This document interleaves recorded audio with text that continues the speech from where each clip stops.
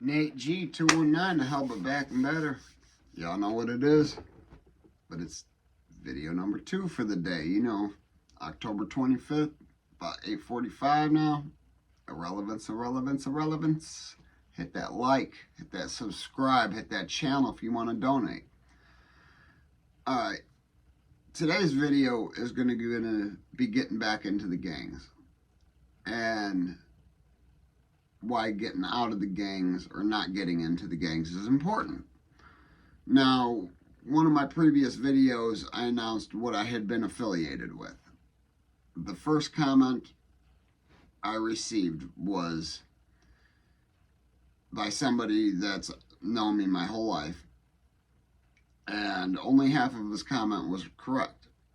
It just shows the ignorance of people. I don't say that in a negative way, but ignorance is not knowing, and you not knowing what I was doing after you moved away shows the fact that you were ignorant to what I was doing. I kept things quiet, but having renounced my ties to it, when I went to county to fight my drug case, always, like usual, I'd never been to any other section in the jail until the last time I was in there. And the reason being was because I have that STG packet. I've got that gang packet on my criminal background. It comes up in the federal database as I'm an insane gangster disciple. I've never debriefed, nor would I. There's no reason to. I didn't need the cops to get in. I don't need the cops to get out. And for those that don't know what I mean by debriefing, that's a good thing. Don't get in a gang and you don't know what debriefing means. It's a good thing not to know what that means. I'm not going to get on there and go talk to internal affairs. I'm just not going to be a part of something. And when I got the approval to not be into rotation, I had to stay off of rotation. I'm going to give you a few examples, especially being a white guy, a part of a prominently black organization, why I didn't and why I would not. Now, unfortunately, as a white guy, you have to prove yourself extremely hard in comparison to the next guy. So, a lot of times, the white guys were the send-offs. They were the ones sent on the dirtball mission to go do whatever that mission was, poke somebody up, hit somebody with a lock. Now, at Lakeside, it was more, they got to go jump that guy, they got to go rob this guy, whatever it was. I didn't see a single stabbing. I saw one person get hit with a lock. I did see a lot of batteries thrown at people. I seen AA battery thrown and hit a guard right in the face. And the first one hit, and about 30 people stood up and just started throwing AA batteries, just pelting him. He went running out. That was an interesting night. That's another story for another day. But the lack of structure in there was ridiculous. Now, they would hold meetings and they would do things that they were supposed to do, but the majority of the time they were doing things that they were not supposed to be doing. One thing that it's different in different people's eyes. If you walk up to somebody, and this is in prison politics in effect here, Joe Baker's words there.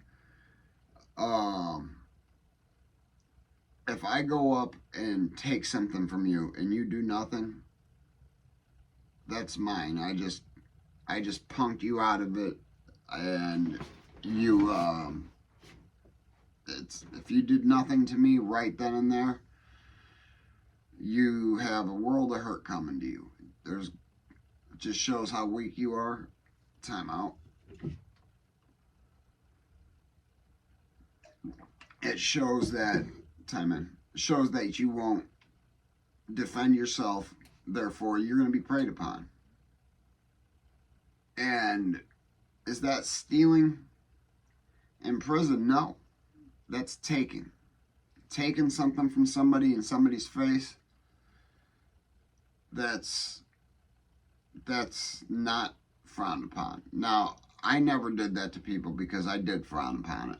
I did look at that as stealing.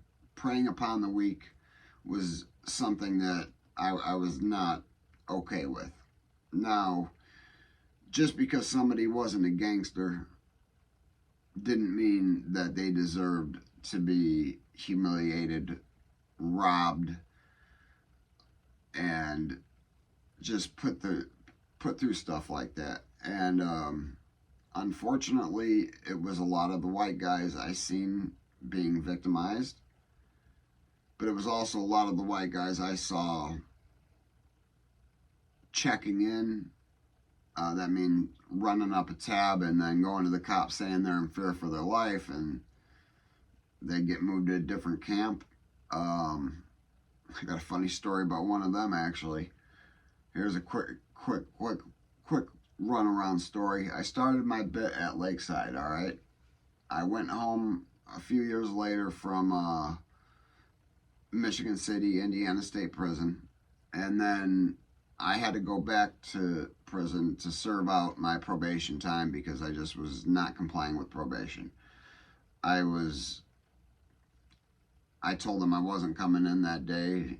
Warrant was going to be issued. I knew that the warrant was going to be issued. They were violating me on some humble, not even something I should have been able to be violated on.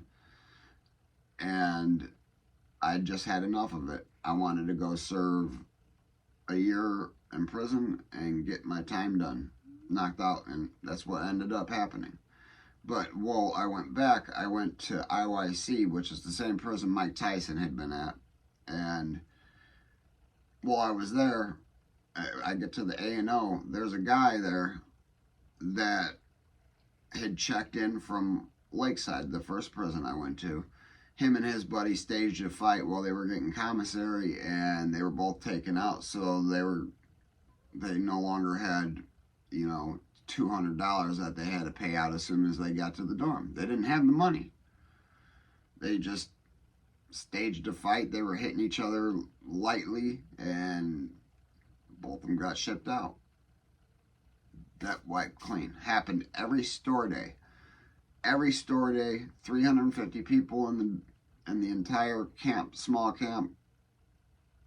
20 people were checking in that day. It happened every store day. That's just how bad it was. So when you're affiliated, you're running a store, you're running a big chance to get yourself involved with and taken advantage of, and just a bunch of bull crap goes along with it. So my advice, if you're not affiliated when you go to prison, do not become affiliated, especially while you're there. And if you are a white guy that is weak, I'm not saying go and stab somebody or something like that. Stand up for yourself. Now, some guys just are not built like that, and they have to take a different route. And find yourself useful. Because the second you're not useful, you are useless. And that is a big saying along prison life. If you're not useful, you are useless. So if you're not providing something, some sort of hustle, some sort of,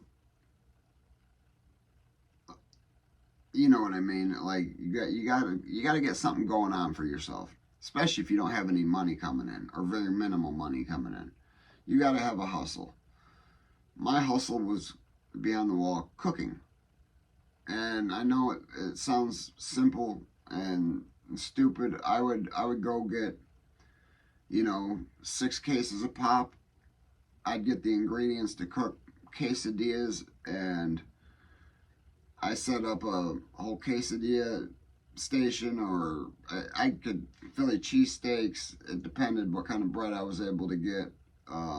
I was in a culinary class, so I was able to get fresh vegetables, and plus I knew a couple guys that would bring me more fresh vegetables. And my entire cabinet, I made a flat top grill, and no different than a McDonald's flat top grill. It worked no different. I mean, it worked different, but I put my heating elements to the bottom of it.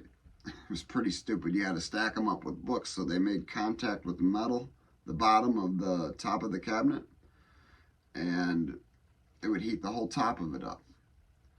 But one thing I was not doing was gangbanging. I wasn't running around doing that crap because I'd already spent a year in the hole not gangbanging. I'd already gotten to the whole maximum security not gangbanging.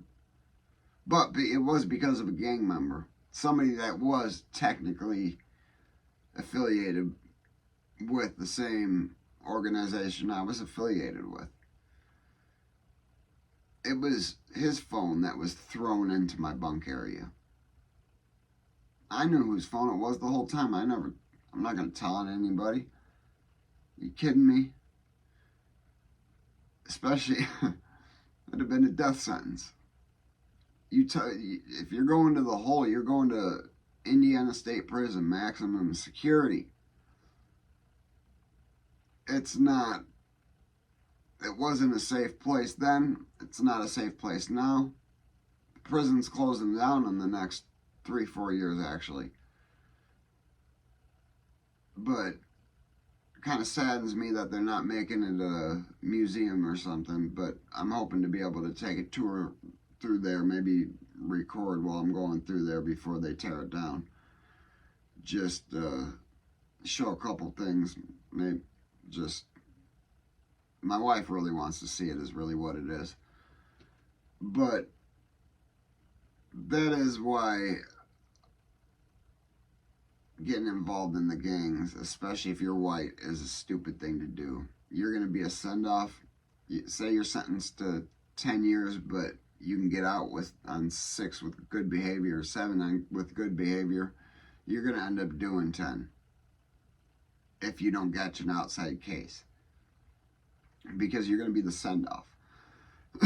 And if you join, say you wanted to join if you're a white guy and you wanted to join the Aryan Brotherhood, I mean, you're definitely possibly catching another case just to join. And that's even if they let you get to that point, because there's a whole regime that you got to go through to get involved with those guys.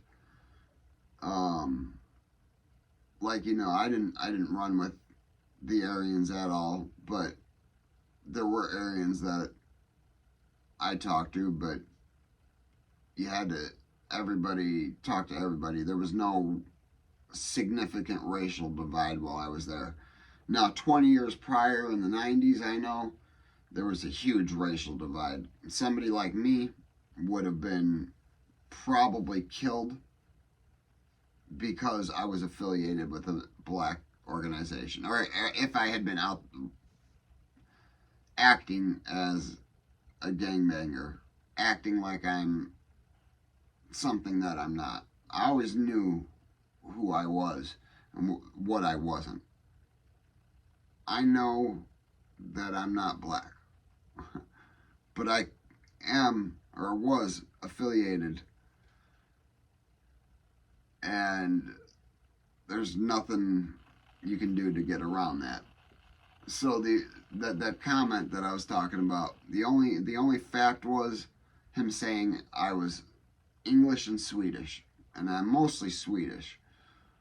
Much percentage my mother had figured out. I don't remember the exact percentage, but it's up there.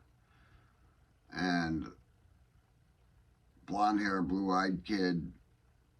I was mostly I'm mostly Swedish. I mean, you're not wrong about that, but you are wrong about me not being a part of something, because I was. And when you were